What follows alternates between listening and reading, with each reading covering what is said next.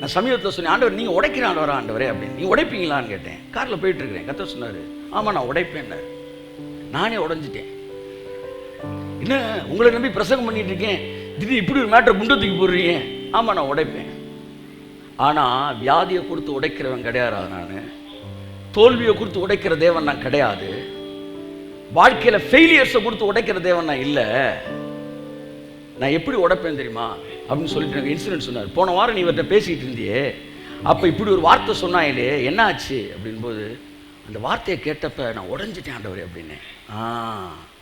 அப்போ ஒரு மனுஷனை வெறும் வார்த்தையால் உடைக்க முடியும். என் ஜனங்களை நான் வார்த்தையினால் தான் உடைக்கிறேன்.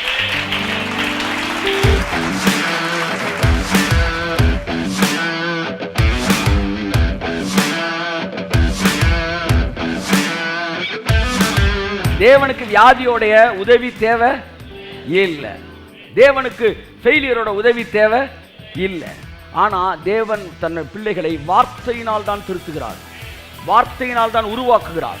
அவருடைய வசனமே சகலத்தையும் புதிதாக்குகிறது.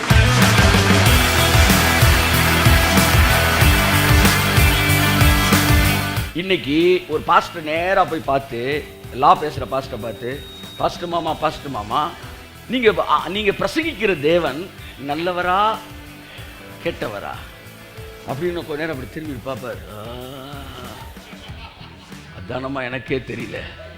போன வாரம் அடிப்பாருன்னு பேசினேன், இந்த வாரம் ஆசீர்வதிப்பாருன்னு பேசுறேன், முந்தின வாரம் நொறுக்குவார்னு பேசினேன், அதுக்கு முந்தின வாரம் இப்படி மாறி மாறி பேசுறேன். அதனால தான் அங்கிள் எனக்கே குழப்பமா இருக்கு. அவர் நல்லவரா கெட்டவரா?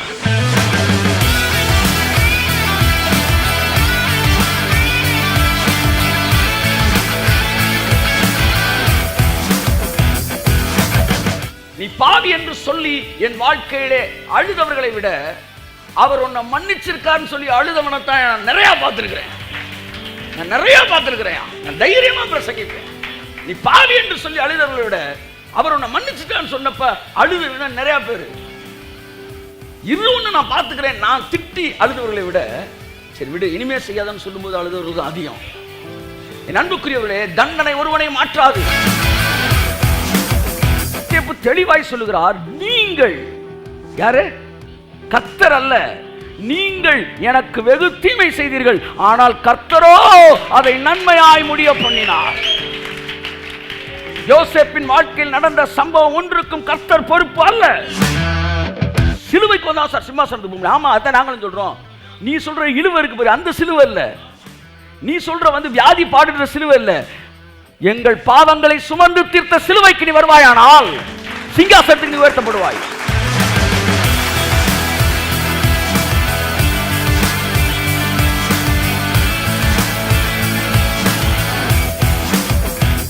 யோனாவை நேசத்தினால மீனை ஃபாஸ்டிங் போட்டார், தானியேல் நேசத்தினால சிங்கத்தை ஃபாஸ்டிங் போட்டார். எனக்காண்டி எல்லாம் ஃபாஸ்டிங் போடும், நீ ஃபாஸ்டிங் போடாத.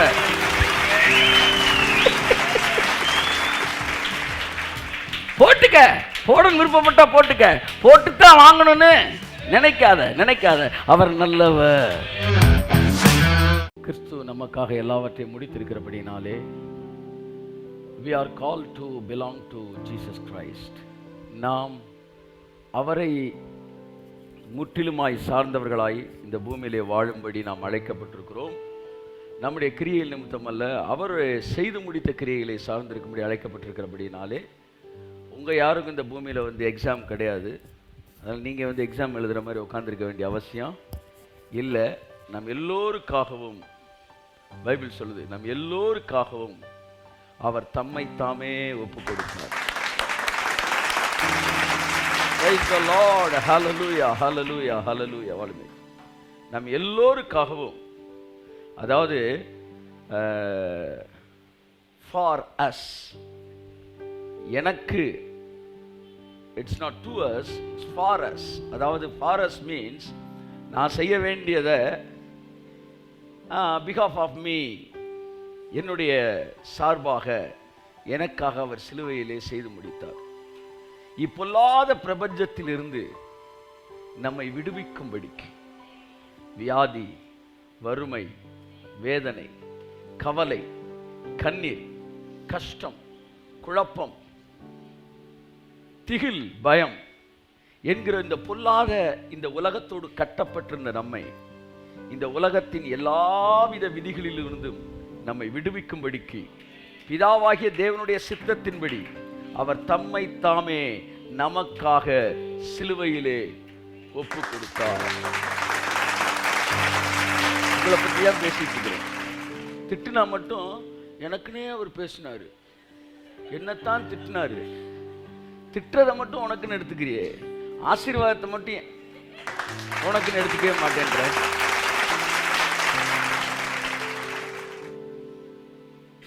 என் வேதத்தின் மகத்துவங்களை நான் அவர்களுக்கு எழுதி கொடுத்தேன். அவர்களோ அதை அந்நிய காரியமாக எண்ணினார்கள். உங்களை பத்தி தான் எழுதியிருக்கு. நீங்க யாருக்கோன்னு என்ன செஞ்சுக்க கூடாது, உட்காரக்கூடாது. உங்களுக்கு தான் அவர் சிலுவையில் அறையப்பட்டிருக்கிறாரு. ஸோ எல்லாம் உங்களுக்காக, எல்லாம் உங்களுடையதே. பைபிளில் இருக்க எல்லா வாக்குத்தத்தமும் உங்களுடையதே. ஆமென். உங்கள் வாழ்க்கையில் என்ன செய்யணும்னு அவர் நினைத்தாரோ அதை செய்து முடித்திருக்கிறார். இன்னும் என்ன செய்ய வேண்டும் நினைத்தாரோ அதை செய்து கொண்டுதான் இருக்கிறார். இன்னும் என்னவெல்லாம் நடக்க வேண்டுமோ அதற்காகத்தான் அவர் வேலை செய்து கொண்டிருக்கிறார். ஆகையால் கர்த்தர் செய்ய நினைத்தது தடைபடாது. கைத்தட்டுக்கு ஒரு ஆமென். கேட்குது? ஆமென். எல்லாரும் ஒரு தடவை சொல்லுங்க. கர்த்தர் செய்ய நினைத்தது தடைபடாது. என் தேவன் என்னை ஆசீர்வதித்தால், சொல்லுங்க, தேவன் என்னை ஆசீர்வதித்தால் தடுப்பது யாரு? Praise the Lord. ஹல்லேலூயா. கடவுள் உங்களை ஆசீர்வதிக்க நினைச்சிட்டாருன்னா யாருமே தடுக்க முடியாது. மனுஷனுடைய பாவம் அவன் ஆசீர்வதிக்கப்படுவதற்கு தடையாக இருந்த போது அந்த பாவத்துக்கான கிரயத்தை கூட அவர் கொடுக்கறதுக்கு ரெடியா இருந்தார். ஒழிய நீ தகுதி இல்லைன்னு ஒதுக்கவே இல்லை. தகுதி இல்லைல்ல, உன்னை நான் தகுதியாக்குறதுக்கு என்ன செய்யணும் அதை செய்கிறேன். ஆமென் சொல்லுங்க. ஹல்லேலூயா. சிலர் நம்மளை மிஸ் பண்ணியிருப்பாங்க, நம்மளை யூஸ்லெஸ் நினச்சிருப்பாங்க, நம்மளை தொடச்சி போடுற துணியாக தூக்கி எறிஞ்சிருப்பாங்க. இவங்க கூட இந்த லைஃப்லாம் செட்டில் ஆகாதரான்னு தூக்கி எறிஞ்சிருந்திருப்பாங்க. ஆனால் அவர்கள் எல்லோரும் மறுபடியும் உங்களை பார்த்து உங்கள் அருகில் பரவாயில்ல, தேவன் உன்னோடு கூட இருக்கிறாருங்க நாங்கள் கண்டோம். அதான் யோசேப்பு கதை எந்த பெரிய டைரக்டரோட ஒரு சிறப்பானது. அந்த தேவன் உங்கள் வாழ்க்கையின் தேவனாக இருக்கிறார். நீங்கள் வெட்கம் அனுபவித்த சகல தேசத்தில் உங்களுக்கு கீர்த்தியும் புகழ்ச்சியும் உண்டு பண்ணும்படி செய்வார்கள். சத்துருக்கள் மத்தியிலே உங்களுக்கு பந்தியை ஆயத்தப்படுத்துகிறது. சாப்பாடு யார் வேணாலும் போடலாம் சார், ஆனால் உங்கள் எதிரியை உட்காரவே சாப்பாடு போடணும். கைத்துட்டீங்க ஒரு தடவை வருது. ஆமென் ஆமென் ஆமென். வரலாம். Praise God. ஹல்லேலூயா. ஒரு மேகசினில் நான் பார்த்தேன், சொல்கிறேன், பவுல் இப்படி நடுவில் நிற்கிறாப்புல. இந்த பக்கம் என்ன போட்டிருக்கு? ஏரோப்ளைன், ஃப்ளைட்டு போட்டிருக்கு. இங்கிட்டு ஷிப்பு, கப்பல், இங்கிட்டு ட்ரெயின், இங்கிட்டு பஸ்ஸு, இங்கிட்டு காரு. இந்த பக்கம் ஏரோப்ளைன், இங்கிட்டு கப்பல், ட்ரெயின், பஸ்ஸு, காரு, அடுத்து டெலிஃபோனு, டெலிகிராமு, அடுத்து செல்ஃபோனு, அடுத்து வேற என்ன சொல்லுங்க? இன்டர்நெட்லாம். அப்போ நான் பார்த்தப்ப இன்டர்நெட்டே வர அந்த படம் பார்த்தப்ப இது எல்லாம் சுற்றி போட்டுருக்குறாங்க. நடுவில் பவுல் நிற்கிறார். ஒரு வசனம் முன்னாடி போட்டு, இவைகள் எல்லாம் எனக்கு இருந்திருந்தால் அப்படின்னு போட்டு முடிச்சிட்டாங்க. அதை இது வாட்ஸ் த மீனிங்? இதெல்லாம் எனக்கு இருந்தா, இதெல்லாம் இல்லாமலே நான் அவ்வளோ வேலை பார்த்தேன்டா. இதெல்லாம் எனக்கு இருந்தால் நான் எவ்வளோ வேலை பார்த்துருப்பேன். என் அன்புக்குரியவர்களாகவே உங்களை அப்டேட் பண்ணிக்காங்க. என் அன்புக்குரியவர்களே, இந்த உலகத்தின் மிகப்பெரிய ஆசீர்வாதம் நான் நீதிமான் என்கிற உணர்வே. ஆமென். நீங்கள் நினைத்து கொண்டிருப்பது போல உங்கள் சூழ்நிலைகளினாலே நீங்கள் சோர்வாக இல்லை. உங்க சூழ்நிலை எவ்வளவு மோசமா இருந்தாலும் நான் நீதிமான் என்கிற உணர்வில் நீங்கள் அமர்ந்திருப்பீர்கள் என்றால் இந்த சூழ்நிலை மத்தியில் நீங்க சந்தோஷமா தான் இருப்பீங்க. ஏன்னா the greatest blessing from cross is the feelings of righteousness. நான் ஒரு நீதிமான்ற உணர்வு இருந்தா, நீங்க பாவின்ற உணர்வு இருந்தா பரலோகத்தில் நடந்தா கூட குனிஞ்சு குனிஞ்சு நடந்துகிட்டு இருப்பீங்க. நீங்க நீதிமான்ற உணர்வு இருந்தா நரகத்துக்குள்ள போனா கூட ராஜா மாதிரி தான் நீங்க. மரண இருளின் பள்ளத்தாக்கில் நடந்தாலும் பொல்லாப்புக்கு பயப்படேன், தேவரீர் என்னோடு கூட இருக்கிறீர், உமது கோலும் உமது கடியும் என்னை தேற்றும் என்று. அருமையான தேவனுடைய பிள்ளையே, சூழ்நிலை எப்படி இருந்தாலும் நீ சூழ்நிலை பத்தி கவலைப்படாத. ஏன்னா சூழ்நிலை ஒரு உணர்ச்சியை மாற்ற முடியாது. ஹைகோர்ட்ல கேச போடியா, நான் நீதிமான்னா கூண்டுக்குள்ள எப்படி நிற்பேன்? பராசக்தி சிவாஜி கணேசன் மாதிரி தான் நிற்பேன். நான் சொல்றேன், நீங்க நல்லா புரிஞ்சுக்கணும். நீங்கள் குற்றவாளி கூண்டில் இருந்தாலும் நீங்கள் நீதிமான் என்றால் நீங்கள் தைரியமாகத்தான் நிற்பீர்கள். யாருமே வாதாடினா கூட உங்களுக்காக. ஆனா ராம்ஜெத் மலானி உங்களுக்காக வாதாடினா கூட, பிரேமானந்தா அவருக்கு ராம்ஜெத் மலானி தான் வாதாடினாரு, ஆனாலும் ஒரு பயத்தோடு தான் நிற்கிறாரு. ஏன்னா அவர் குற்றவாளி. நான் உங்கள்கிட்ட அதான் சொல்ல வரேன், நீங்க ஆள் படை அம்பு அத்தனை இருந்தாலும் உங்க மனசுல நீங்க குற்றவாளின்ற உணர்வு இருந்துச்சுன்னா நீங்க பயந்துக்கிட்டு தான் இருப்பீங்க.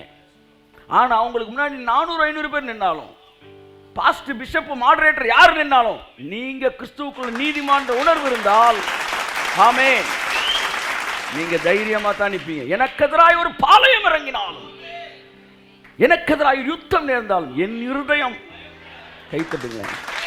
பயப்படாது, பயப்படாது, என் இருதயம் பயப்படாது. நான் பயப்பட மாட்டேன்ல, என் ஹார்ட் பயப்படாதியா, போட முடிய ஆண்டவனே நம்ம பக்கத்தில். ஸோ ஐ ஆம் அ ரைச்சியஸ் மேன் என்கிற அந்த ஃபீல் இருக்கு பார்த்தீங்களா? நான் உங்க எல்லாருக்கும் சொல்றேன், முதலாவது கிறிஸ்துவுக்குள்ள நீங்க நீதிமான்றதை மட்டுமே உணருங்களேன். நான் நீதிமான் என்கிற உணர்வு உங்களுக்குள்ள நீங்க பிராக்டிஸ் பண்ணிட்டீங்கன்னா, மரண இருளின் பள்ளத்தாக்கில் நடந்தாலும் பொல்லாப்புக்கு பயப்படேன். தேவரீர் என்னோடு கூட இருக்கிறீர், உமது கோலும் தடியும் என்னை தேற்றும். உணர்வுகளிலே மிக ஆசீர்வாதமான உணர்வு நான் ஒரு நீதிமான் என்கிற உணர்வு. ஐயா, அதை உங்களுக்கு கொடுப்பதற்காகத்தான் மிகப்பெரிய கிரயத்தை சிலுவையில் உங்களுக்கு கொடுத்தார். அந்த ஃபீல் தான் இந்த உலகத்தில் உங்களை ராஜா மாதிரி வாழ வைக்கும். நீங்கள் யார் என்று உங்கள் எதிரிகள் சொல்லுகிறார்களே, அது நீங்கள் அல்ல. நீங்கள் யார் என்று உங்கள் நண்பர்கள் சொல்லுகிறார்களே, அதுவும் நீங்கள் அல்ல. நீங்கள் யார் என்று நீங்கள் சொல்லுகிறீர்கள் அல்லவா, அதுவும் நீங்கள் அல்ல. நீங்கள் யார் என்று வேதம் என்ன சொல்லுகிறதோ அதுதான் நீங்கள். கைத்தட்டி போடுறவர். ஆமென், amen, amen, amen, amen, amen, amen, ஆமென். ஒரு தடவை தேக்கடி பக்கம் போயிட்டு, தேக்கடி வந்து குற்றாலம் ஏதோ இடம் நினைக்கிறேன், குளிச்சுட்டு நாங்கள் ஒரு வேனா போயிருந்தோம், இன்னொரு சர்ச்சோட சேர்ந்து போயிருந்தப்ப, நான் வர்றதுக்கு முன்னாடி எல்லாம் பேசி அவன் வந்த உடனே இதுதான் டைலாக் நம்ம சொல்லணும்னு பிளான் பண்ணிட்டேன். நான் குளிச்சுட்டு நல்லா கொண்டு குளிச்சுட்டு வந்தேன், ஆள் ஃபேர் ஆகிட்ட உருளேனால அப்படின்னு நான் ஒருத்தன் வெளியில் நின்று, அப்படியா அப்படின்னு கொஞ்சம் உள்ளே போனோம், இன்னொருத்தே இன்னும் ஆள் கலர் ஆகிட்ட, இதெல்லாம் பேசி வச்சுருக்காங்க எனக்கு தெரில. அடுத்து உள்ளே உட்காந்து 10 பேர், கால் கலர் ஆகிட்டேயா, இன்னும் அது ஸ்கின் இவ்வளோ டோன் மாறிடுச்சேயா, மாறிடுச்சேன்னு ஒன்று உனக்கே கலராகத்தான் ஆகிட்டோமோ அப்படின்னு எனக்கு ஒரு ஃபீலு. உடனே கண்ணாடி எடுத்துகிட்டு பார்த்தேன் பாருங்க, அது வழக்கம் போல் ஆமாம் கோதுமை சப்பாத்தி மாதிரி அப்படிதான் ப்ரௌனிஷாக இருக்கு. ஆமாம், அதுதான் ரொம்ப வேல்யூவானதுங்க. அப்போ எவன் என்னமோ சொல்கிறாங்க, ஆனால் கண்ணாடி என்ன சொல்லுதோ அதுதான் உண்மை. நான் சொல்கிறேன், யார் வேணாலும் என்ன வேணாலும் சொல்லட்டும், வேத வசனமாகிய கண்ணாடி நீ நீதிமான் என்று சொல்லும் என்றால் நீங்கள் நீதிமானாத்தான் இருக்கிறீர்கள். நீங்கள் எதையும் நம்ப வேண்டிய அவசியம் இல்லை, எதையும் எடுத்துக்கொள்ள வேண்டிய அவசியம் இல்லை. வேதம் நீங்கள் சுகமாய் விட்டீர்கள் என்று சொன்னால், உங்கள் சரீரத்தில் வியாதி இருந்தாலும் அது பொய் தான். இது உண்மை என்றால் இது பொய்யாகி இருக்கும், இது உண்மை என்றால் இது பொய்யாகத்தான் இருக்க வேண்டும்.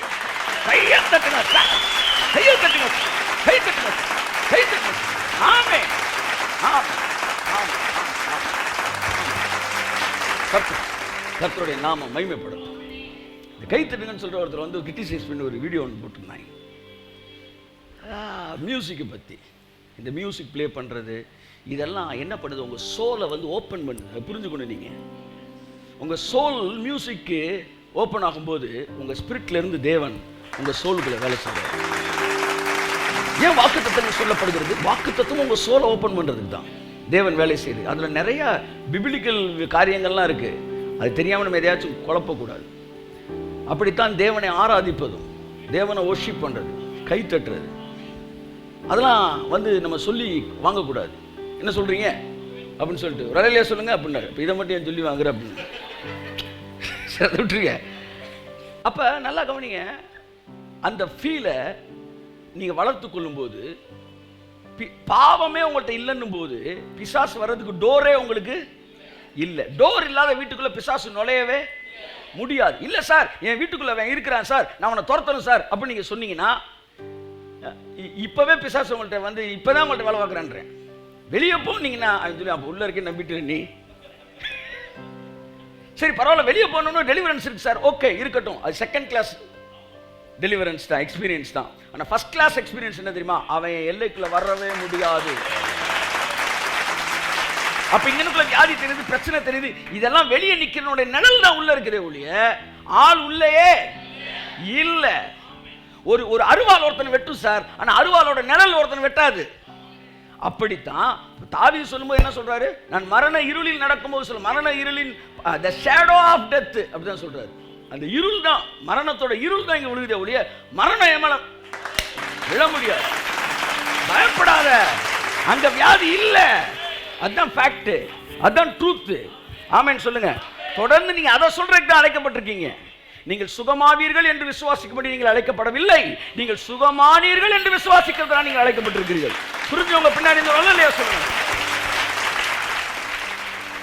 தி ஃபைத், த ஃபைத், ஒரே விசுவாசம் என்னவென்றால் கிறிஸ்து சிலுவையிலே முடித்தார். மறுபடியும் இதற்கு தான் அழைக்கப்பட்டிருக்கேன். இல்லை சார் சுகமாவே அப்படின்னு சொல்லி நான் விசுவாசத்தப்ப நான் சுகமாயிருக்கேன் சார் அப்படின்னு நீங்கள் சொன்னீங்கன்னா மறுபடியும் நீங்கள் வியாதிப்பட வேண்டிய சூழ்நிலை வரும். அப்போ மறுபடியும் நீங்கள் சுகமாவீங்க, ஜோம் பண்ணி சுகத்தை விசுவாசிப்பீங்க, சுகமாவீங்க. திரும்ப திரும்ப திரும்ப திரும்ப திரும்ப வியாதி வந்துக்கிட்டே இருக்கும். நீங்கள் திரும்ப திரும்ப திரும்ப ஜோம் பண்ணி திரும்ப திரும்ப திரும்ப திரும்ப சுகமாவீங்க. ஆனால் வியாதி எனக்கு வராது அப்படின்னு நிற்கும்போது திரும்ப திரும்ப திரும்ப வியாதி உங்களுக்கு வரவே முடியாது. 2 தடவை நீங்க இப்படி ஜெயிச்சிட்டீங்கன்னா அதுக்கப்புறம் நீங்க என்ன விசுவாசிக்கிறீங்க? வியாதி வராதுன்னு தானே விசுவாசிக்கிறீங்க. வியாதி வரவே முடியாது. ஆனா சுகமாகவும் வரும், சுகமாகவும் ஜெபம் பண்ணுவேன், சுகமாகவும் நீ நம்புனீங்கன்னா நான் என்ன சொல்றேன், அந்த எக்ஸ்பீரியன்ஸ் தான் உங்களுக்கு வந்துகிட்டே இருக்கும். ஆனா உங்களுக்கும் எனக்கும் தேவன் டெம்பரரி சொல்யூஷன் அல்ல, பெர்மனன்ட் சொல்யூஷன் வச்சிருக்கிறார். அந்த சொல்யூஷன் என்னவென்றால், நான் சுகமாக்கப்பட்டு தான் இருக்கிறேன், வாதையின் கூடாரத்தை அணுகாது, பொல்லாப்பு எனக்கு நேரிடாது, விருத்த சேதனம் இல்லாதவனும் அசுத்தனும் என் வழியாய் வருவதே இல்லை, நீ அவர்களை தேடியும் கையத்தட்டே.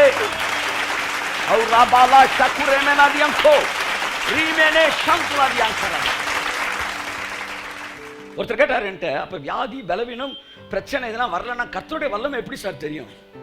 அப்ப கர்த்தருடைய வல்லமைன்றதே உங்களுக்கு எதிர்மறையா எதையாச்சும் நடத்தணும், அதுல இருந்து உங்களை விடுவிக்கணும், அப்படிதான் ஒரு பிளான் போட்டிருக்காரா? இப்போ உங்களுக்கு வியாதியே இல்லைன்னா தேவனுடைய வல்லமை என்னன்னே உங்களுக்கு தெரியாம போயிருமா? சார் வியாதி வந்து சுகமானவன் கடவுள் வல்லமை உள்ளவர்னு விசுவாசிப்பானா, அதை விட 100 மடங்கு வியாதியே வராம நான் வாழ்ந்திருக்கிறேன் அப்படின்றவன் தானே சார் அதிகபட்சமா வந்து விசுவாசிக்க முடியும். எத்தனை பேர் விசுவாசிக்கிறீங்க? அதனால தான் எனக்கு 100கணக்கான வந்து செத்துவன் பழச்சிருக்கான் அப்படின்னு செய்தியை நான் பார்த்துருக்கேன். அந்த வாட்ஸ் தட் அந்த சாட்சியை கேட்டிருக்கிறேன். ஆனால் அதை விட ஒரு மனுஷன் எனக்கு 50 வருஷம் வியாதியே வரல, நான் இயேசுவை ஏற்றுக்கொண்டவனால எனக்கு இருந்த வியாதியெல்லாம் சுகமாயிருச்சு, இந்த 50 வருஷம் ஒரு தடவை கூட டாக்டர்கிட்ட போகலன்ற சாட்சியை படித்தப்ப எனக்கு 1000 மடங்கு அதிகமாக விசுவாசம். தேவன் எவ்வளவு நல்லவராய் இருப்பார் என்றால், ஒரு மனிதனுடைய வாழ்க்கையில வியாதியே அனுமதிக்காமல் அவனை பாதுகாப்பாய் கண்ணின் மணி போல பாதுகாத்திருப்பார். அந்த தேவன் உங்கள் தேவன். ஆமாம், அந்த தேவன் உங்கள் தேவன். உங்கள் தேவனை குறித்த அறிவு குறையும் போது உங்கள் வாழ்க்கையின் ஆசீர்வாதங்களின் அளவு என்ன செய்கிறது? குறைகிறது. அவர்கள் தங்களுக்குள் இருந்த அறியாமையினாலே தேவனுடைய ஜீவனுக்கு அந்நியராய் இருந்தார்கள். ஏன் அந்த ஜீவன், ஜீவன்னா ஜோயே ஜீவன், அந்த ஜீவன் என்னன்னா ஆசீர்வாதம், ஐஸ்வர்யம், நீடிய வாழ்வு, ஆரோக்கியம், சுகம், பலன், குழந்தைகள், பெருக்கம், வாழ்க்கை, எல்லாவற்றிலும் இந்த எல்லாம் சேர்ந்ததுதான் ஜீவன். இந்த ஜீவனுக்கு அந்நியரா இருந்தாங்களாம் ரட்சிக்கப்பட்டவன் கூட. ஏன்னா தங்களுக்குள் இருந்த அறியாமையினாலே தேவனுடைய ஜீவனுக்கு அந்நியராய் இருந்தார்கள். அவங்களுக்குள்ள இருக்கிற அறிவு என்னன்னா, தேவன் மனுஷனை புடமிடுவார். என்ன செய்வாரு? தேவன் மனுஷனை உடைப்பார், அடுத்து நொறுக்குவார். இதெல்லாம் செஞ்சுதான் கர்த்தர் வந்து ஒரு மனுஷனை உருவாக்குறாரு என்பதுதான். அதனால உடைக்கப்பட்டு அழுகிறான். எஃப் மேஜர் கொடுப்பா, ஜி மேஜர். ஒன்றுமில்லா நேரத்திலெல்லாம் எனக்கு உதவி செய்த கிருபை, கிருபையே, come on, கிருபையே,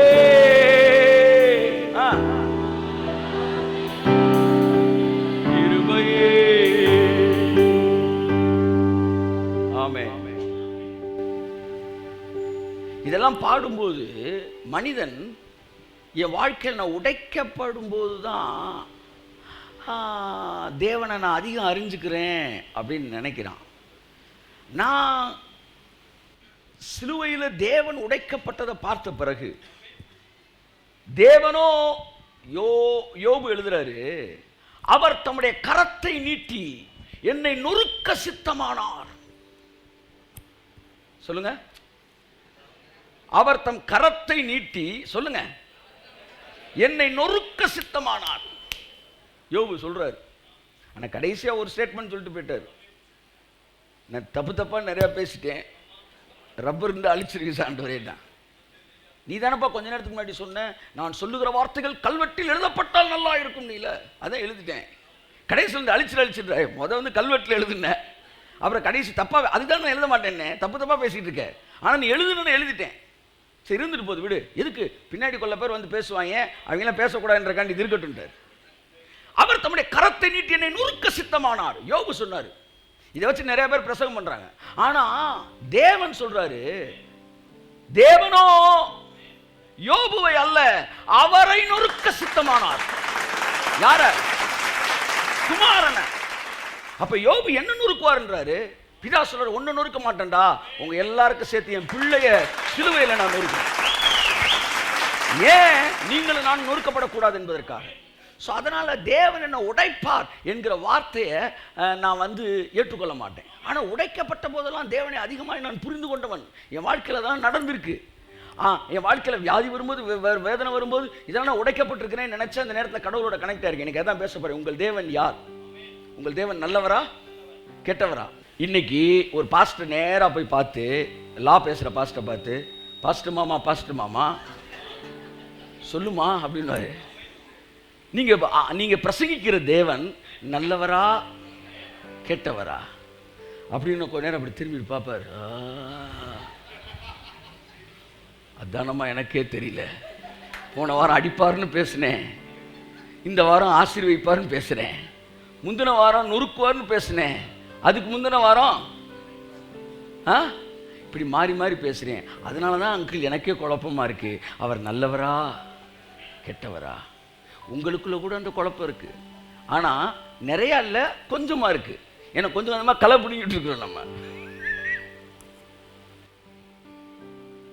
அவர் நல்லவர், அவர் வல்லவர், அவர் கிருபை என்றும் உள்ளது. நல்லவர் என்கிற வெளிப்பாடு பெற்றவர்கள் தான் கிருபை என்கிற வெளிப்பாட்டை பெற முடியும். ஏனென்றால் கிருபை என்ற வார்த்தையோடு தொடர்புடைய வார்த்தை அவர் நல்லவர், அவர் வல்லவர், அவர் கிருபை உள்ளது. அவர் வல்லவர், அவர் கிருபை உள்ளது. கிருபை உள்ளது, அவர் கிருபை உள்ளது. அவர் போற்றி பாடி அல்லேலூயா என்றார்.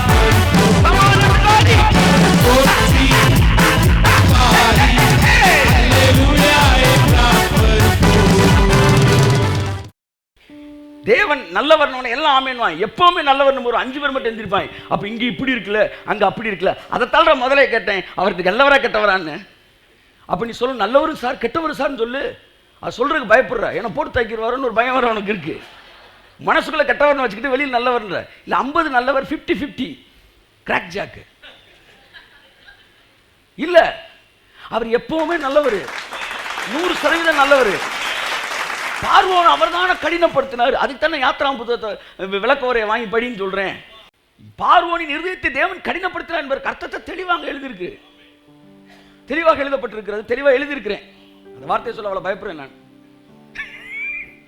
என்னன்னா, இந்த பார்வோன் இருதயத்தை கடினப்படுத்தினேன் அப்படின்னு கர்த்தர் சொல்றதுக்கு அர்த்தம் என்னன்னா, அவன் அழுதப்பெல்லாம் நான் கேட்காம இருந்திருந்தேன்னா, பைபிள் என்ன சொல்லுதுன்னா, பார்வோன் அழுதான், உடனே தேவன் மன்னிச்சிட்டாரு. மன்னிச்ச உடனே அவன் இருதயம் கடினப்பட்டது. திரும்பவும் பிரச்சனை வருது, திரும்ப அழுகிறான், திரும்ப மன்னிக்கிறாரு, திரும்பவும் இருதயம் கடினப்பட்டது. அப்ப கர்த்தர் சொல்றாரு, அவன் அழுதப்ப அவனை மன்னிக்காமலே நான் இருந்திருந்தேன்னா அவன் கடினமாகாம இருந்திருப்பான். ஆனா என் குணம் எப்பவுமே மன்னிக்கிற குணம் தான். அதனால நான் மன்னிச்சனால அவன் கடினமாயிட்டான். அதனால அவனை கடினப்படுத்தின காரணமே நான் தான். செய்யாத தப்ப புரியுதா நான் சொல்றது உங்களுக்கு? மன்னிக்காம அவர் இருக்க முடியாது. அவர் மன்னிக்கிற தேவன். மன்னிச்சனால அவன் கடினமாயிட்டான். அதைத்தான் பைபிள் சொல்லுது. பார்வோன் இருதயத்தை இந்த ஆள் மன்னிச்சு தான் என் செல்லம் கொடுத்து கெடுத்து வச்சாருங்க. அவர் சொல்றாரு, எதிரியே என்கிட்ட அழுதுட்டான்னா நான் மன்னிச்சிருவேன்டா. ஆனால் பாஸ்டர் சொல்லி கொடுத்தாங்க, பிலிவரே அழுதாலும் கேட்க மாட்டார் அவர். ஆனால் அவர் எதிரியே அழுதா கூட மன்னிச்சிருவார். ஸோ மன்னிச்சார், அது அவர் குணம். கடினமானது பார்வோன் குணம். அதுக்கு அவர் என்ன செய்வார்? வெயில் அடிக்குது, பனிக்கட்டி உருகுது, களிமண் இறுகுது.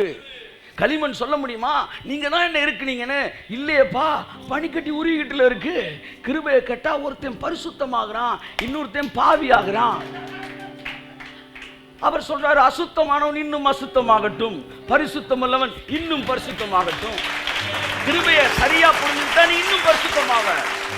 அப்ப தேவனை நீ லென்ஸ் வச்சு தேடினாலும் எங்கேயுமே அவர் கெட்டவர்னு பைபிளை நீ கண்டே. அவர் நல்லவர், அவர் நல்லவர், அவர் கிருபை என்றும் உள்ளது. அவர் நல்ல கையை தட்டி, அவர் கிருபை என்றும் உள்ளது.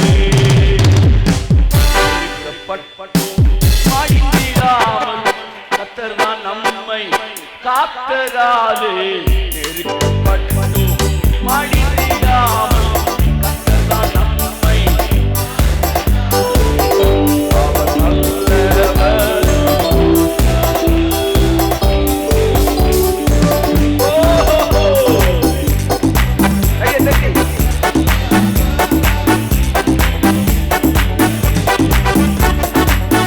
ஆனா ஒண்ணு மட்டும் ஸ்ட்ராங்கா தெரியும், அவர் நல்லவர்.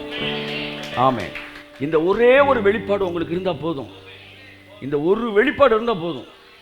உங்க வாழ்க்கையில பிசாசு உள்ள நுழையிறது ரொம்ப கஷ்டம். முத ஆதாமுக்கு வந்த ஒரு பெரிய பிசாசுட்ட இருந்த அந்த வெளிப்பாடு என்ன தெரியுமா? அவர் கெட்டவர். ஏன்? உனக்கு மறைச்சு வச்சாரு. இவர் சொன்னார், உனக்கு நான் எதையுமே மறைக்கலடா. அப்படின்னா இதுக்கு சுத்தி நான் ஒரு காம்பவுண்ட் வால்லடா கட்டியிருக்கணும். உன்கிட்ட சொல்லிட்டு தள்ளுறா போனேன், ஓப்பனா தள்ளுறா வச்சேன். ஆனா பிசாசு அவரை கெட்டவர் அப்படின்னு சொல்லி வச்சான். தேவன் நல்லவர். என்ன இவ்வளவு பேசி விட்டு வச்சிருக்காரு, அதுலயே அவர் நல்லவர் தெரியுது. என் அன்புக்குரியவர்களே, வருத்தம் பிரசங்கிக்கு எதிரானது அல்ல, பிரசங்கத்துக்கு எதிரானது. ஸோ இந்த விஷயத்தை உங்களுக்கு தெளிவா, ஏன்னா யோசிப்புன்னு ஒன்று டக்குன்னு அங்கே நல்ல நண்பர்களே சிலர் சொல்றாங்க, சார் இருந்தாலும் அவர் தானே சார் இவ்வளவு பிரச்சனைகள்லாம் என் வாழ்க்கையில் அனுமதிச்சாரு. பைபிள் சொல்லுதில்ல சார், கர்த்தருடைய வார்த்தை அவன் வாழ்க்கையிலே நிறைவேறும் வரைக்கும் அவருடைய வசனம் அவனை புடமிட்டது. அழகா வசனம் இருக்குல்ல சார், புட்டமிட்டார்ல சார். என்ன செஞ்சாரு? அந்த வார்த்தையில் உங்களுக்கு என்னதான் அவளை விருப்பமே தெரியல சார். புட்டமிட்டுதல், சுயம் தோலுரிக்கப்படுதல், இதெல்லாம் எனக்கு பிடிச்ச வார்த்தை. நான் சமீபத்தில் சொன்னேன், ஆண்டவர் நீங்க உடைக்கிற ஆண்டவரா ஆண்டவரே அப்படின்னு. நீ உடைப்பீங்களான்னு கேட்டேன். காரில் போயிட்டு இருக்கிறேன், கர்த்தர் சொன்னாரு, ஆமா நான் உடைப்பேன். நானே உடைஞ்சிட்டேன். என்ன உங்களை நம்பி பிரசங்கம் பண்ணிட்டு இருக்கேன், திடீர்னு இப்படி ஒரு மேட்டரை குண்டு தூக்கி போடுறீங்க. ஆமா நான் உடைப்பேன். ஆனா வியாதியை கொடுத்து உடைக்கிறவன் கிடையாது. நான் தோல்வியை கொடுத்து உடைக்கிற தேவன் நான் கிடையாது. வாழ்க்கையில ஃபெயிலியர்ஸை கொடுத்து உடைக்கிற தேவன் நான் இல்லை. நான் எப்படி உடைப்பேன் தெரியுமா அப்படின்னு சொல்லிட்டு எனக்கு இன்சிடென்ட் சொன்னார். போன வாரம் நீ இவர்கிட்ட பேசிட்டு இருந்தியே, அப்ப இப்படி ஒரு வார்த்தை சொன்னாயிலே, என்ன ஆச்சு அப்படின் போது, அந்த வார்த்தையை கேட்டப்ப நான் உடைஞ்சிட்டேன் ஆண்டவரே அப்படின்னு. அப்போ ஒரு மனுஷனை வெறும் வார்த்தையால உடைக்க முடியும். என் ஜனங்களை நான் வார்த்தையினால் தான் உடைக்கிறேன். உருவாக்குவது வார்த்தையினால், சீர்படுத்துவது வார்த்தையினால். ஸ்திரப்படுத்துவது வார்த்தையினால், பலப்படுத்துவது, நிலைநிறுத்துவது. தேவனுக்கு மனிதனை உருவாக்க வியாதி அவசியம். தேவனுக்கு மனிதனுக்கு ஒன்று சொல்லித்தர வியாதி அவசியம் இல்லை. நீ பாவி என்று சொல்லி என் வாழ்க்கையிலே அழுதவர்களை விட அவர் உன்னை மன்னிச்சிருக்காருன்னு சொல்லி அழுதவனை தான் நிறைய பார்த்திருக்கிறேன். தைரியமா பிரசங்கிப்பேன். நீ பாவி என்று சொல்லி அழுதவர்களை விட அவர் உன்னை மன்னிச்சுட்டான்னு சொன்னப்ப அழுத நிறைய பேர். இன்னொன்னு நான் பார்த்துக்கிறேன். நான் திட்டி அழுதவர்களை விட சரி விடு இனிமே செய்யாதான்னு சொல்லும்போது அழுதவர்களுக்கு அதிகம். என் அன்புக்குரியவர்களே, தண்டனை ஒருவனை மாற்றாது. தேவனுடைய மிகப்பெரிய ஆயுதம் என்ன தெரியுமா? அன்பு. Love never fails. என்ன ஆயுதத்தை அனுப்புனீங்கனாலும் அது ஃபெயில் ஆகும். ஆனால் அன்புன்ற ஆயுதத்தை அனுப்புனா அது ஃபெயில் ஆகவே ஆகாது. என் அன்புக்குரியவர்களே, என்ன சொல்ல வருகிறேன் என்றால், தேவன் நல்லவராக இருக்கிறபடினால் தம்முடைய ஜனங்களை அன்பினால் தான் சரி செய்கிறார். அப்ப வார்த்தையினால தான் உருவாக்குறாரு. சங்கீதம் 105 அந்த வசனம் வருது. யோசேப்பை கர்த்தர் எப்படி உருவாக்குனாராம், எப்படி புடமிட்டாராம். வாசிங்க. 105:18-19. கர்த்தர் சொன்ன வார்த்தை நிறைவேறும் அளவும், கர்த்தர் சொன்ன வார்த்தை நிறைவேறும் வரைக்கும் அவருடைய வசனம் அவனை புடமிட்டது. அவனை சொல்லுங்க புடமிட்டது. புடமிட்டா என்ன ஆகும்? பொன்னா மாறும். எல்லாம் சொல்லுங்க. புடமிட்டா பொன்னா மாறும். தங்கத்தை எதை வச்சு புடமிடுவாங்க? அக்கினியில புடமிடுவாங்க. இப்போ இவனுக்கு அக்கினினா என்னன்னு தெரியாதனால அக்கினியை வந்து வியாதிட்ட வந்து சொல்றான். தங்கத்தை அக்கினியை வச்சு புடமிடுறாங்க. என் அன்புக்குரியவர்களே, அக்கினி என்பது வேதம் தெளிவாய் சொல்கிறது நேச அக்கினி. Love is the fire. So ஒரு மனுஷனை தேவன் எப்படி உருவாக்குறாருன்னா லவ்ல தான். கை தட்டுங்க ஒரு ஆமே. மன்னிக்கப்பட்டவர்களுக்கு தான் மன்னிப்பின் விளைவுகள் என்ன செய்யும் தெரியும். இப்ப தேவன் யோசேப்பை உருவாக்குனது, நான் தப்பா வாசிக்கிறேன் இந்த வசனத்தை. அந்த வசனத்தை வாசிங்க. நான் தப்பா வாசிப்பேன், நீங்க ரைட்டா சொல்லணும். ஓகே. கர்த்தர் சொன்ன வார்த்தை நிறைவேறும் அளவும் அவருடைய வசனம் அவனை புடமிட்டது. நான் தப்பா சொல்றேன், நீங்க ரைட்டா சொல்றீங்களா? வியாதி அவனை புடமிட்டது. சொல்லுங்க. குழியிலே விழுந்ததினால் அவன் புடமிடப்பட்டான். அவன் விலங்குகள் போடப்பட்டதால் புடமிடப்பட்டான். போத்திபாரின் மனைவி அவளை புடமிட்டாள். இவனுக்கு நடந்த எதிர்மறையான சம்பவங்கள்லாம் இருக்குல்ல, அதனாலலாம் யோசேப்பு திருந்தல. புரியுதோ? புரியலையா சார்? நடந்த சம்பவங்களால தான் சார் திருந்தாரு. சரி, இப்போ யோசேப்புக்கு நடந்த சம்பவம் மாதிரியே பல சம்பவத்தை இன்னொருத்தனுக்கு நடந்திருக்கு நான் சொல்ல போறேன். ஆனால் அவன் பெரிய அயோக்கியனா மாதிரி இருக்கான். கையத்தட்டு. எனக்கு கேள்வி, ஒரு பொம்பளை அவனை வந்து இல்லாதவன் பொல்லாதவன் சொல்லி ஜெயிலில் போட்டனால இவன் வந்து திருந்துட்டான் அப்படின்னா, அந்த சோதனையில் அவன் திருந்தினான்னா, இதே மாதிரி ஒரு பொம்பளை தானே சிம்சோனை பஞ்சாயத்தை கூட்டுச்சு, அவன் ஊரையே அழிச்சிட்டுல வந்துட்டான். இதிலிருந்து தெரிந்து கொள்ளப்படுவது என்னவென்றால், பிரச்சனைகள் மனிதனை உருவாக்காது, வியாதிகள் மனுஷனை உருவாக்காது, தேவனுடைய வசனமே ஒருவனை உருவாக்கும். ஆமென். நிறைய பேர் பிரச்சனைக்கு காத்துக்கிட்டு இருக்கிறாங்க. சிலர் அடுத்தவனுக்கு வியாதி வரணும்னே ஜெபிக்கிறான். இவனெல்லாம் எந்த குழியில போட என்னன்னா திருந்திருவாராம். என்ன இவங்க வாழ்க்கையில வியாதி வந்தப்ப திருந்திருக்கிறாங்க. இவனை விலங்கு போட்டு பூட்டினார்கள். யார? யோசேப்பு. உடனே என்ன பிரசங்கி சொல்றாங்கன்னா, உன் வாழ்க்கையில் விலங்கு போடப்படும் போதுதான் கர்த்தர் உன்னை உயர்த்துவார். அட பாவி, இது எப்படி இருக்குன்னா, ஏர்போர்ட்ல இருந்து நேரா நான் காரை நிப்பாட்டி இருக்கிறேன், நீ கிளம்பி நேரா வந்திருப்பா, இல்லாட்டி ஃப்ளைட்ல வந்து நேரா இறங்கிருப்பா, ஏர்போர்ட்ல நான் வெயிட் பண்றேன்னு சொல்லியிருக்கிறேன். உங்களுக்கு ஃப்ளைட் டிக்கெட் எடுத்து வச்சிருக்கேன். நீங்க என்னடானா டவுன் பஸ் பிடிச்சி மெட்ராஸ்ல இருந்து டவுன் பஸ்ஸா பிடிச்சி வந்திருக்கிறீங்க. அங்கேருந்து ஒரு 20 கிலோமீட்டருக்கு டவுன் பஸ், அங்கேருந்து அடுத்த கிராமத்துக்கு டவுன் பஸ் பிடிச்சி 2 நாள் கழிச்சு மாட்டுத்தாவணியில் வந்து இறங்குறீங்க. அது என்ன சார் மாட்டுத்தாவணின்னு நான் வந்தேன். மாட்டுக்கு தாவணி அப்படி பாட்டு போட்டாங்க தெரியுமா உங்களுக்கு? இவன் இங்கே வரான்னு தெரிஞ்சோடனே நீங்கள் நேரம் எங்கே வந்துட்டீங்க? மாட்டுத்தாவணிக்கு வந்துட்டீங்க. நல்லா கவனிங்க. ஏன்னா இவனை எப்படினாலும் நீ கூப்பிட்டு வரணும்ல. கழுதை ஏர்போர்ட்டில் வந்து இறங்குன்னு பார்த்தேன், அது மாட்டுத்தாவணிக்கு வந்துருச்சு. சரி பரவாயில்லன்னு மாட்டுத்தாவணிக்கு வந்து நிற்கிறேன். அவன் இறங்கணும்னு சொன்னான். ஏய் நீ இங்கே தான் வந்திருக்கியா? நல்ல வேலைடா, நான் அங்கே போகலான்ட்டு இருந்தேன்டா. அப்போ நீ இங்கே இங்கேருந்து என்னை பிக்கப் பண்ணுறதுக்கு தான் இவ்வளவு பாடுகள் வழியா. ஆஹா, எல்லாம் காரணமாக தான் நடந்திருக்கு. ஏன்னா நீ இங்கே வந்திருக்க பத்தியா? புரியுதா உங்களுக்கு? நீ வந்து பாடுகள் வழியாக வர, வேற வழி இல்லாமல் அந்த ரூட்டில் வந்து உன்னை பிக்கப் பண்ணுறாரு. நீ நினச்சிட்ட சார் பாடு அவர் இங்கே நின்றுனானே இங்கே வர வச்சாரு. இல்லை, நீ இங்கே வந்தனால தான் அவர் அங்கே வந்தார். அப்போ நான் கேட்குறாரு இடையில உன் கண்ணீரை கண்டேன்னாரு. ஆமாம், சின்ன பிளேட்டு அப்படின்றாங்க. என்ன காய்ச்சி மிச்சு?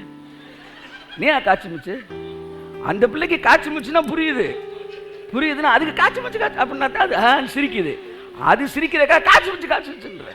அந்த மாதிரி தான் நீ கழுத குழந்தையா இருக்கனால நான் உன்னை ஆசீர்வதிப்பேன், நீ கலங்காதே மகனே அப்படின்றப்பெல்லாம் உன்னை காய்ச்சி மிச்சு அப்படி பேசிட்டு இருக்கிறார்.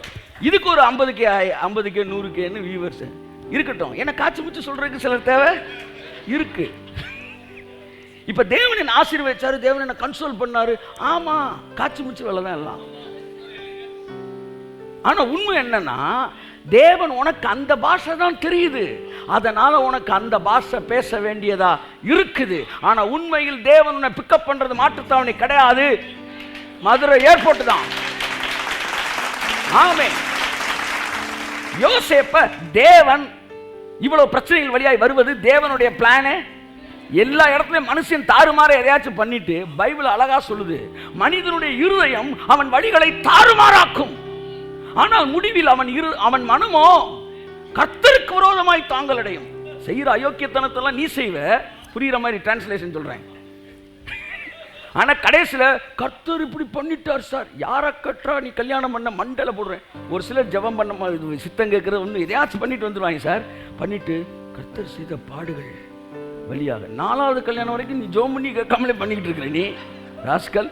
அதுக்கப்புறம் வந்து கர்த்தர் செஞ்ச என்ன, கர்த்தர் செஞ்சன்ற இவைகள் மத்தியிலும் உன் அபிஷேகத்தில் நிரப்பி உன் பாவத்தை மன்னிச்சு அதையும் குடும்பத்தில் நல்ல பிரச்சனை இதை நல்லதா மாத்தணும்னு நினைச்சிட்டு இருக்காரு பாருங்க. அவர் நல்லவர். யோசேப்பு தெளிவாய் சொல்லுகிறார், நீங்கள் யாரு? கர்த்தர் அல்ல, நீங்கள் எனக்கு வெகு தீமை செய்தீர்கள், ஆனால் கர்த்தரோ அதை நன்மையாய் முடிய பண்ணினார். யோசேப்பின் வாழ்க்கையில் நடந்த சம்பவம் ஒன்றுக்கும் கர்த்தர் பொறுப்பு அல்ல. இவங்க 2 பேருக்குள்ள பஞ்சாயத்து நடந்துகிட்டு இருக்கு. இது கடையில் ஏசுனார் இழுக்கிறான் உள்ள. சார் இவன் அவன் நடிச்சுக்கிட்டு இருக்கான், சார் இவன் நடிச்சுக்கிட்டு 2 பேரும் அடிதடி பண்ணி பஞ்சாயத்து பண்ணிட்டு இருக்கிறான். ஒரு புரோட்டா கடையில் ஒருத்தர் வந்து என்ன சொல்கிறான், வந்து புரோட்டா 4 புரோட்டா தின்னுட்டு வந்து காசு கொடுக்காம இருக்கான். அந்த ஓனர் வந்து அவனுக்கு சவுண்டு கொடுக்குறாரு, காசு கொடுப்பியாமா, நீ என்ன நீ வந்து காசு எதுக்கு என்கிட்ட கேட்குற, சாப்பிட்டா காசு கொடுக்க முடியாது. பேசிகிட்டே இருக்கும்போது திடீர்னு அந்த புரோட்டா சாப்பிட்டு திரும்பி இந்த 20 புரோட்டா சாப்பிட்டு இவரே காசு கொடுக்காம போகிறாரு அப்படின்னு உங்களை காட்டுறான். இப்போ உங்கள் சென்டரில் என்னண்டா இருக்கிறீங்க, நான் சாப்பிட்ட புரோட்டா காசு கொடுத்துட்டு தான் நிற்கிறேன். இப்படித்தான் யோசேப்புக்கும் அண்ணன் தம்பிக்கும் பஞ்சாயத்து. இதில் தேவனை இழுத்து உள்ள விடுறாங்க சார். நடந்த அத்தனை அக்கிரமங்களும் யோபுவுக்கும் அவனுடைய பிசாசுக்கு நடந்த பஞ்சாயத்தில் யோபு வந்து என்ன சொல்றான், சண்டை நடந்துகிட்டே இருக்கும்போது கடவுளை உள்ள எடுக்கிறான். அப்பதான் எலிகோ வரான், வந்து சொல்றான், நீ உன்னை நீதிமான் ஆக்குவதற்கு அவரை துன்மார்க்கனாக்கலாமா? இப்ப அதுதான் நான் உங்களுக்கு சொல்ல வரேன். வாழ்க்கையில பைபிள் சொல்லு, எந்த மனுஷனும் பொய்யன். ஒன்னு பிரச்சனை அவன் செஞ்ச தப்புல வந்திருக்கணும், இல்ல அவனுக்கு எதிரிகளால் அது வருது. ஆனா தேவன் என்ன செய்றார் தெரியுமா, அந்த பிரச்சனையிலிருந்து அவனை விடுவிக்கிற தேவனாக இருக்கிறார். ஆனா தேவன் தெளிவா அவனை விடுவிக்கிறனால நீங்க என்ன நினைச்சிட்டீங்க, இவ்வளவு எக்ஸாக்டா ஆப்டா அமையுதே அப்படின்னு ஒண்ணு, இது கட்டாயம் இப்ப இவர் தான் செஞ்சிருக்கணும் அப்படி வரீங்க. ஏன்னா பந்தை வந்து ஒருத்தன் அடிக்கிறான், ஒருத்தன் போய் பந்து போற போக்கில் போய் பந்தை கேட்ச் பிடிக்கிறான். உடனே பேட்ஸ்மேனை பார்த்து நீ கரெக்டாக தானே கைக்கு அடிச்ச அப்படின்னா, அவன் கரெக்டாக அடிக்கல, அவன் எங்கேயோ அடித்தான், நான் சரியான ஃபீல்டர் தம்பி பிடிச்சேன். அப்படி உன் வாழ்க்கையில் தாறுமாறு நடந்து வேற காரணங்கள் எதிரியா இருக்கலாம், இல்லை ஓன் தவறா இருக்கலாம். ஆனால் எல்லாவற்றிலும் நான் உள்ள பூந்து அதை சரியா மாற்றுகிற தேவனா இருக்கேன். சொல்ற புரியுதா? ஆனால் எக்ஸாக்டா நடக்குது இல்லை எல்லாமே. அதனால நீங்க என்ன நினைச்சிருக்கீங்க, அவர் தான் செஞ்சாருன்னு. இப்ப இந்த பிரச்சனை நடுவுல எல்லாம் இந்த யோசேப்பு உருவாக்கப்படல. ஏன்னா இதே பிரச்சனை சிம்சோனுக்கு வந்துச்சு, விலங்கு போட்டு பூட்டினார்களாம் யோசேப்பை. இதே மாதிரி விலங்கு போட்டவங்க பைபிள்ல கொல்ல பேர் இருக்கிறாங்க. சிம்சோனுக்கு விலங்கு போட்டாங்க. ஆகாக்குன்னு ஒரு ராஜா, அவனை வந்து சவுல் போய் அடிச்சு விலங்கு போட்டு இழுத்துட்டு வரான். அப்போ சாமுவேல் வந்து லேட்டாக வந்த உடனே சவுல் ஏதோ ஒரு வேலையை பார்த்த உடனே சவுலை பிடிச்சி பஞ்சாயத்தை கூட்டுறான் சாமுவேல். ஏண்டா உனக்கு எனக்கு ஒரு டிவைன் கனெக்ஷன் இருக்குது, கொஞ்சம் கூட மதிக்காமல் எதையோ பண்ணிவிட்டு வந்து நிற்கிறேன்னு சொன்ன உடனே, இல்லைங்க சார் நீங்கள் வர்றதுக்கு லேட்டாச்சு, அதை நானாக செஞ்சுட்டேன். கர்த்தர் உன்னுடைய ராஜ்ய பாரத்தை கிழிச்சு போடுவாரா அப்படின்னு சவுண்ட். இவங்க 2 பேருக்குள்ள சண்டை நடந்து வந்து ஆகாக்கு பார்க்குறேன், ஆஹா ஊருக்குள்ளேயே பஞ்சாயத்து நடந்துருச்சு. அப்போ இனி நமக்கு என்ன நடக்காது, சாவு வராது. ஏன்னா இவங்க சண்டையில் இப்போ பெருசு வந்து காலுன்னு கத்திக்கிட்டு இருக்கு, நம்மளை ரிலீஸ் பண்ணிடும் பெருசுன்னு நினச்சிட்டான். ஆகா சாவின் கசப்பு அற்று போனதுன்னு நினைச்சான். அப்ப கூட ஐயா மன்னிங்கன்னு வரல பாருங்க, அவன் சிரிக்க ஆரம்பிக்கிறான். சாமுவேலை பார்த்து விலங்கு போட்டவன் எல்லாம் திருந்த மாட்டான், வியாதிப்பட்டவன் எல்லாம் திருந்த மாட்டான். வியாதிப்பட்டவர்கள் திருந்துவார்கள் என்றால் தேவன் சிலுவைக்கு வர வேண்டிய அவசியம் இல்லை. 2ஆம் வருகை செய்தி கூட மனுஷனை உருவாக்காது. இருதயத்தை திடமாய் வைத்துக் கொள்ளுங்கள். தேவனுடைய வார்த்தை மட்டும்தான் உருவாக்கும். எப்படி நான் சொல்றேன் கேளுங்க. இவனுக்கு வந்த பிரச்சனை எல்லாருக்கும் மற்றவனுக்கு வந்துச்சு. ஆனா அவன்கிட்டெல்லாம் வார்த்தை இல்லாதனால அவன் உருவாக்கப்படலை. இவனுக்கு வார்த்தை இருந்தனால வார்த்தை அவனை உருவாக்குச்சு. உங்க வாழ்க்கையில் கூட வியாதியா இருக்கும்போது திருந்தினேன்னு, வியாதியா இருக்கும் திருந்தல, வியாதியா இருந்தப்ப கர்த்தர் பேசினார்ல அந்த வார்த்தையெல்லாம் திருந்தினீங்க. இதை கூட தப்பு, இதை விட அழகா சொல்றேன். அவர் பேசுறப்ப நீங்க வியாதியா இருந்தீங்களே, அந்த வியாதியா இருந்ததுக்கு அவர் பொறுப்பு இல்லை. ஆனா அவர் மார்ச் 5ஆம் தேதி பேச வந்தாரு, அன்னைக்கு நீ வியாதியா இருந்திருக்கு, அவ்வளவுதான். நீ வியாதியா இல்லாம இருந்தாலும் 5ஆம் தேதி நீ ரட்சிக்கப்பட்டிருப்ப. கை தட்டுங்க, புரிஞ்சவங்க. தேவனுக்கு வியாதியோடைய உதவி தேவை இல்லை, தேவனுக்கு ஃபெயிலியரோட உதவி தேவை இல்லை. ஆனா தேவன் தன் பிள்ளைகளை வார்த்தையினால் தான் திருத்துகிறார், வார்த்தையினால் தான் உருவாக்குகிறார். அவருடைய வசனமே சகலத்தையும் புதிதாக்குகிறது. கரங்களை தட்டி கர்த்தருக்கு நன்றி சொல்லுவோம். அவருடைய வசனமே சகலத்தையும் புதிதாக்குகிறது, வியாதிகள் அல்ல, வேதனைகள் அல்ல. அப்ப தேவன் எப்படி மனுஷனை கைட் பண்றாரா? சங்கீதம் 38 நினைக்கிறேன். உன்மேல் கண்ணை வைத்து உனக்கு ஆலோசனை சொல்லுவேன். சங்கீதம் 32:8 வாசிப்போம். நான் உனக்கு போதித்து, நான் உனக்கு உன்னை அடித்து நீ நடக்க வேண்டிய வழியை உனக்கு காட்டுவேன். அப்படியா இருக்கு? ஹலோ இருக்கீங்களா? ஆமா.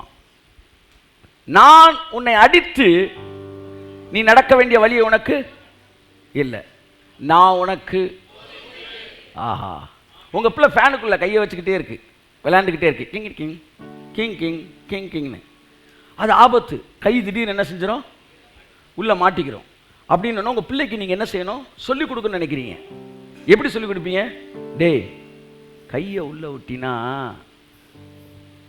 இந்த ஃபேனோடைய ரெக்கை வந்து என்ன செஞ்சிடும், பிளேடு உன் கையை கட் பண்ணுண்டா, வலிக்குண்டா, அப்படி தானே சொல்லுவீங்க? அப்படி தான் சொல்லுவேன்றவங்களாம் கை தூக்குங்களேன், கொஞ்சம் நல்லா கை தூக்குங்க. மீதி பேர் எப்படி சொல்லி தெரியும், முன்னாடி சொல்லுங்க வாங்க. உங்கள் பிள்ளை கையை விட்டுக்கிட்டு விளையாண்டுக்கிட்டு இருக்குன்னா உள்ளே மாட்டிக்கிட்டா சிக்கல்னு சொல்லிக் கொடுப்பீங்களா? எப்படி சொல்லிக் கொடுத்து உணர்த்த வேண்டவங்களாம் கை தூக்குங்க. இதை விட இப்படி சொல்லலாம்ல, அவன் கையை பிடிச்சி சரட்டு உள்ள அமைக்கிறங்க சொன்னா இப்படிலாம் நடக்கும். அதனால நீங்கள் ஃபேனுக்குள்ள கையை விட மனசில் ஆழமாக பதிஞ்சிரும்ல. இப்படி செய்யுங்களேன். நீங்கள் எத்தனை பேர் கை தூக்காதவங்களா அப்படி தான் செய்வீங்க போல. இப்படி சொல்லி தருவேன்றவங்களாம் கை தூக்குங்க.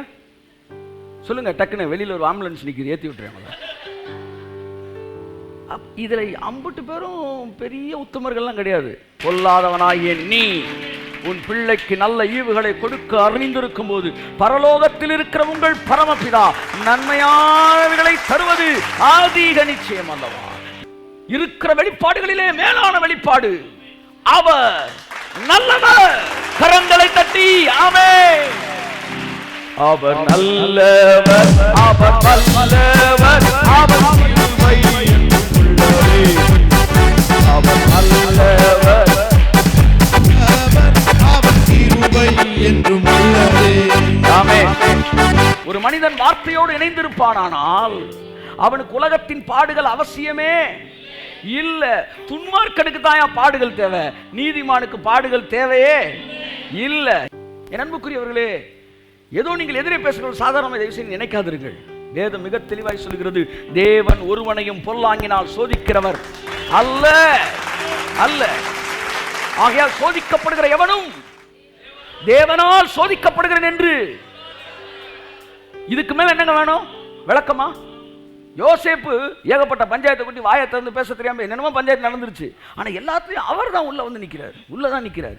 தேவன் தாம் பிள்ளைகளுக்கு வசனத்துல தான் அப்பதான் சார் ராஜா ஆக முடியும். நான் கேள்வி கேட்கிறேன், சாலமன் ராஜா வரைக்கும் என்ன பாடுபட்டான்?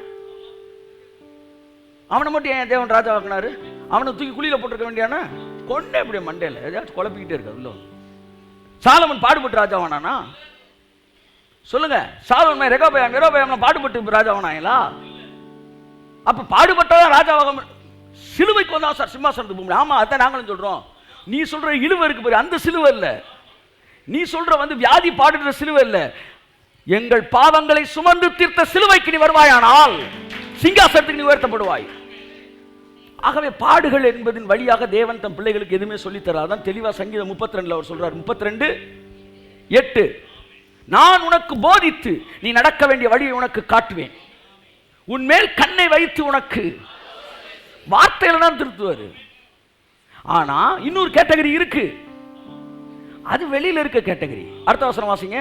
வாரினாலும் கடிவாளத்தினாலும் வாய் கட்டப்பட்டால் ஒழிய வாய் கட்டப்பட்டு இழுத்து வருகிற உன் கிட்ட சேராத புத்தி இல்லா குதிரையை போலவும் கோவேறு கழுதை போலவும் இருக்க வேண்டாம்.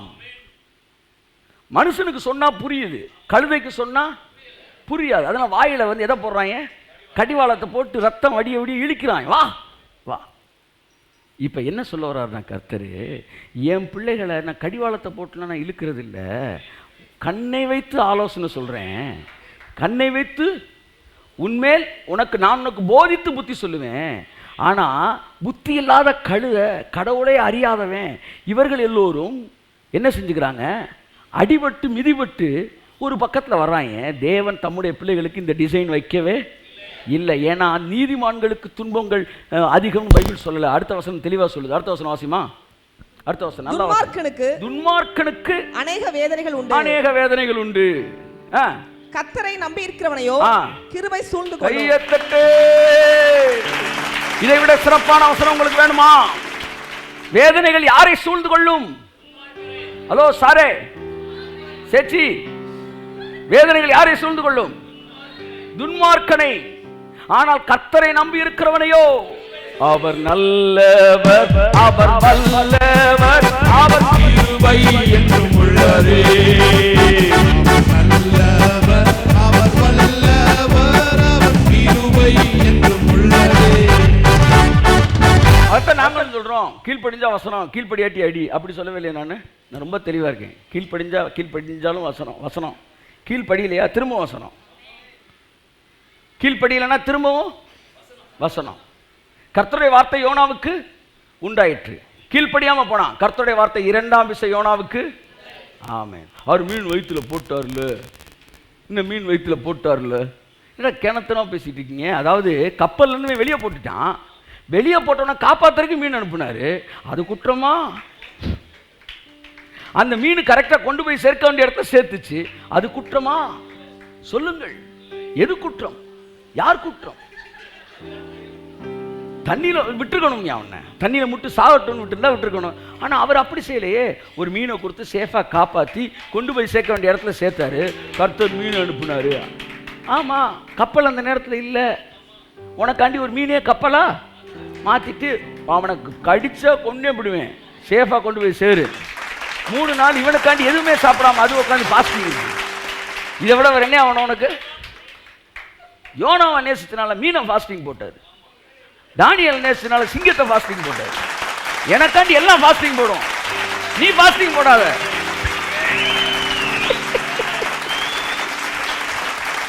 போட்டுக்க, போட விருப்பப்பட்டா போட்டுக்க, போட்டுத்தான் வாங்கணும்னு நினைக்காத. அவர் நல்லவர். சார் என்ன சார், எத்தனை பேர் சார் கல்யாணம் கட்டி குழந்தை கத்திருக்கீங்க? குழந்தை பத்திரி எத்தனை பேர் சார்? கை தூக்குங்கன்னு அமைதியாக இருக்கீங்க. அப்போ கையில் இருக்கல யார் பிள்ளையா?